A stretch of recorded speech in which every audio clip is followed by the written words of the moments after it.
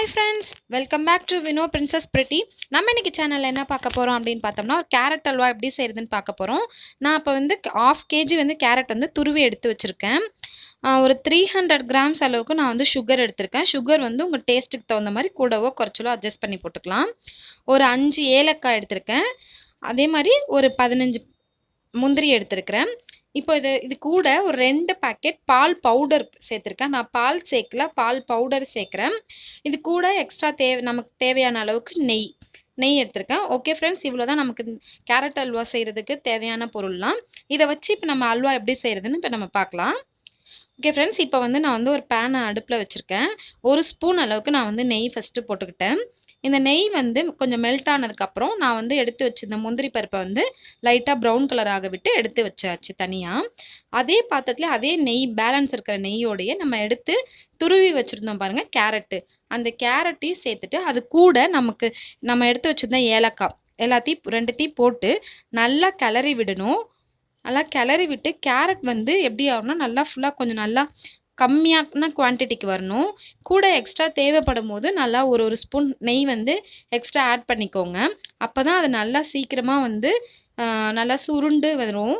இதை பாருங்கள், இந்த மாதிரி கொஞ்சமான இதுக்கு வந்து நல்லா அது கலர் லைட்டாக சேஞ்ச் ஆனதுக்கப்புறம் நம்ம எடுத்து வச்சுருந்த சுகரை, உங்களுக்கு சுகருக்கு வந்து டேஸ்ட்டுக்கு தகுந்த மாதிரி கொஞ்சம் கொஞ்சமாக கூட சேர்த்துக்கோங்க. நான் அப்போ அது கம்மியாக தான் வச்சுருக்கேன். நான் வந்து ஒரு 250 கிராம்ஸ் தான் சேர்த்துக்கிட்டேன்.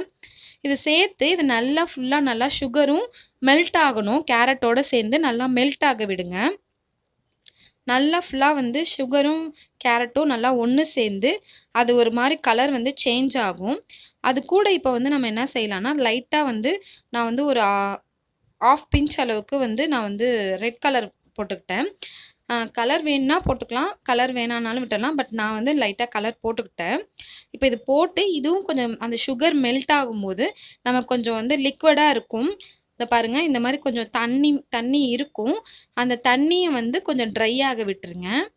நான் வந்து ஆக்சுவலாக மறுபடியும் வந்து கொஞ்சம் கேரட் துருவி மறுபடியும் இதில் போட்டுக்கிட்டேன். அதை நான் காமிக்கலை. இப்போ வந்து நான் எக்ஸ்ட்ரா மறுபடியும் வந்து 1 ஸ்பூன் அளவுக்கு மறுபடியும் நெய் விட்டுருக்கேன். இதை நல்லா போட்டு மறுபடியும் கிளறி விட்டுக்கோங்க. ஏன்னா நம்ம கொஞ்சம் கொஞ்சமாக நெய் ஊற்றும் போது சைடில் நல்லா ஒட்டாமல் நல்லா திரிஞ்சு வரும். ஸோ அதுக்காக இப்போ கொஞ்சம் நல்லா ட்ரை ஆனதுக்கப்புறம் நம்ம எடுத்து வச்சுருந்த பால் பவுடர் பாக்கெட் இருக்குல்ல, அதை கொட்டிக்கலாம். அது கொட்டி நல்லா வந்து கட்டி இல்லாமல் கலக்கி விடணும். அப்போ தான் வந்து அது வந்து எப்படி இருக்குன்னா கட்டி இல்லாமல் நல்லா நல்லா அல்வா வந்து நல்லா கொஞ்சம் டேஸ்ட்டாக இருக்கும். ஸோ வந்து பால் ஊற்றுறதை விட நம்ம இந்த மாதிரி பால் பவுடர் போட்டு செய்யும் போது இன்னும் நல்லா எக்ஸ்ட்ரா டேஸ்ட் கொடுக்கும். இது நல்லா வந்து ஃபுல்லாக கட்டி இல்லாமல் நல்லா கிளறி விட்டுக்கோங்க. கட்டியாக இருந்துச்சுன்னா வந்து நமக்கு அந்த அளவுக்கு டேஸ்ட்டுக்காக நம்ம சாப்பிடும்போது சம்டைம்ஸ் வந்து பால் பவுடர் மட்டும்தான் இதாகும். ஸோ கட்டி இல்லாத அளவுக்கு நல்லா வந்து கிளறி விட்டுக்கணும். அப்போ தான் வந்து அது ரொம்ப நல்லா இதாக இருக்கும். ஸோ இதிலே வந்து நான் உங்களுக்கு இன்னொரு மெத்தடும் வந்து காமிக்கிறேன். இப்படி செஞ்சு இந்த பாருங்கள், இந்த மாதிரி கட்டி இல்லாமல் இது பண்ணுறதுனாலும் பண்ணிக்கலாம். இல்லை அப்படின்னா இன்னும் ஒரு ஈஸி மெத்தடாக எப்படி சொல்லலாம்னா, நான் வந்து கொஞ்சமாக பால் பவுடரை தண்ணியில் நல்லா மிக்ஸ் பண்ணி நான் வந்து வச்சுருக்கேன். அதை நம்ம இதோட வந்து மிக்ஸ் பண்ணிக்கும் போது இன்னும் கொஞ்சம் ஈஸியாக இருக்கும் நமக்கு. பாருங்கள், இது நமக்கு ரொம்ப ஈஸியாக இருக்கும். அப்படியே நம்ம டக்குன்னு கிளறி விட்டுக்கலாம். அந்த அளவுக்கு நம்ம பால் பவுடராக கொட்டிட்டு நம்ம கஷ்டப்பட்டு கிளறதை விட இது நமக்கு கொஞ்சம் ஈஸியாக இருக்கும். ஸோ பாருங்கள் ஃப்ரெண்ட்ஸ், இப்போ நம்ம போட்டதுக்கப்புறம் அந்த பால் பவுடர் போட்டதுக்கப்புறம் கலர் கொஞ்சம் லைட்டாக ஒரு மாதிரி லைட் கலராக வந்துடும். இப்போ நம்ம இதோட கரெக்டான கன்சிஸ்டன்சி ஆஃப் பண்ணிடலாம்.